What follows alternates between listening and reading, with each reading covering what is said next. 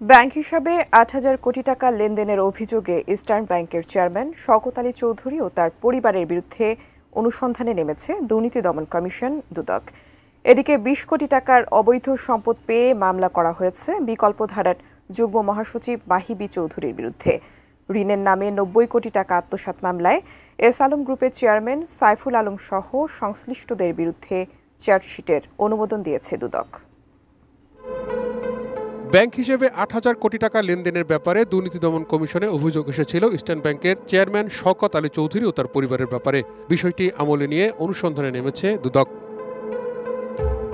এদিকে ঋণের নামে ভুয়া আর্থিক প্রতিষ্ঠান করে ৯০ কোটি টাকা আত্মসাতের ঘটনায় করা ৩টি মামলায় চার্জশিটের অনুমোদন দিয়েছে দুর্নীতি দমন কমিশন, যেখানে আসামি হয়েছেন এস আলম গ্রুপের চেয়ারম্যান সাইফুল আলম, পিকে হালদার সহ সংশ্লিষ্ট ৩৯ জন। অ্যান্টিব্যাকটেরিয়াল অ্যাডিটিভ যুক্ত সেরা ওয়াটার ট্যাঙ্ক বিশুদ্ধ পানিতে ব্যাকটেরিয়া জন্মাতে দেয় না। Mohammad Saiful Alam, chairman S Alam group এবং প্রাক্তন চেয়ারম্যান পরিচালনা পর্ষদ রিলায়েন্স ফাইন্যান্স লিমিটেড, বর্তমানে আবিবা ফাইন্যান্স লিমিটেড, এবং এস আলম সুপার এডিবল অয়েলের shareholder Abdus Samad, vice chairman S Alam group, Abdullah Hasan সহ প্রশান্ত কুমার হালদার, সাবেক ব্যবস্থাপনা পরিচালক রিলায়েন্স ফাইন্যান্স লিমিটেড, বর্তমানে আবিবা ফাইন্যান্স লিমিটেড চার্জশিট দাখিলের সিদ্ধান্ত গৃহীত হয়েছে।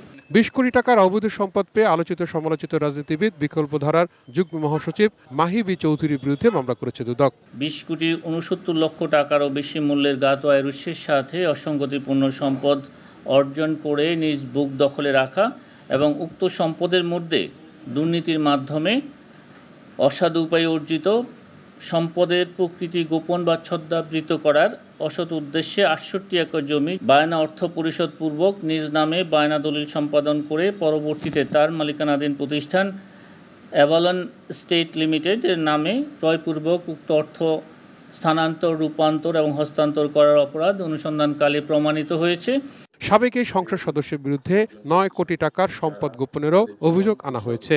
৯ কোটি ৬৮ লক্ষ টাকারও বেশি মূল্যের সম্পদ অর্জনের তথ্য গোপন করে। তাহিদ সৌরভ, এটিএন নিউজ, ঢাকা।